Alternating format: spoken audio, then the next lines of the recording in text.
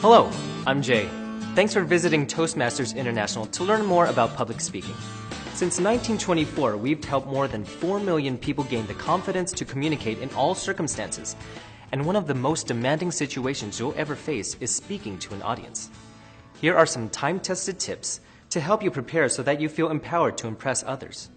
If you pay attention to these 5 crucial tips when you plan and deliver your next speech, you'll have an easier time and your audience will get more out of the experience.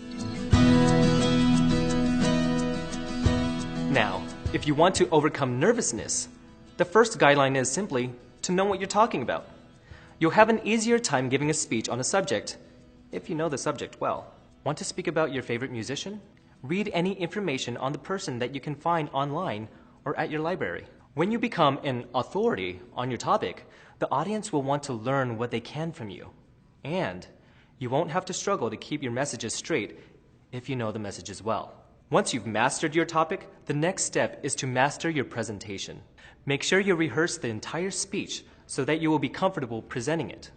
And practice any difficult parts repeatedly until they flow smoothly. Whether or not you memorize each word, you should make sure you know the order of your messages. That's why new Toastmasters members begin with the icebreaker speech. It's a chance to talk about the subject you know best, yourself. Then all you have to focus on is practicing how well you tell your story. Understand the importance of knowing who will be listening to you and where you will be when you give your presentation.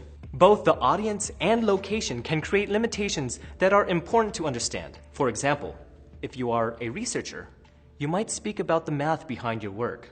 Now, if you're addressing a group of college professors, you could use highly technical language to discuss a sophisticated research project.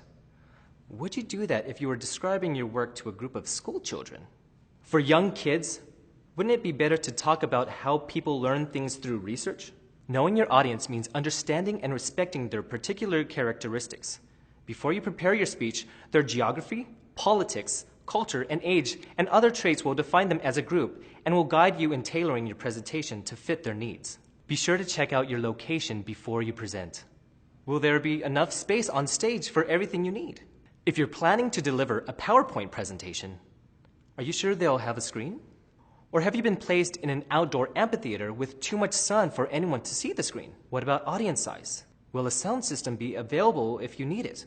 All these questions are important to answer before you take the stage.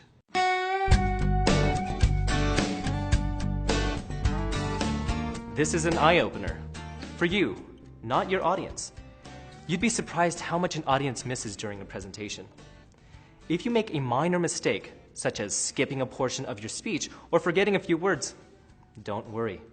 Your audience most likely doesn't have a clue.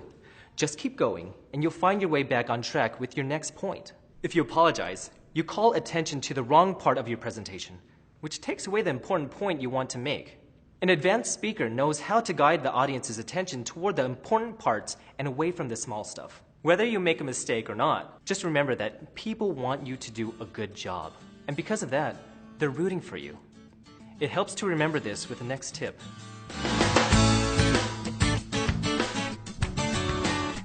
A great way to find success is to visualize it. Give yourself time for this important form of preparation. See yourself making important, valid points with appropriate gestures and body language that emotionally connect you with your audience. Once you see yourself using what works, you'll feel more relaxed and confident. And don't forget to imagine pausing while your audience applauds wildly.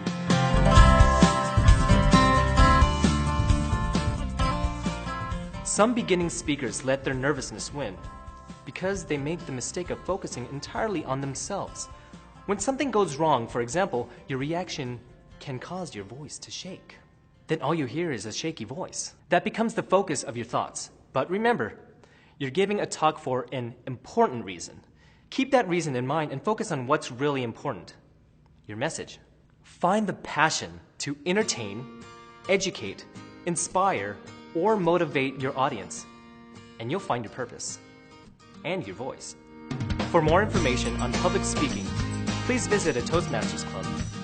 Find a location near you at www.toastmasters.org.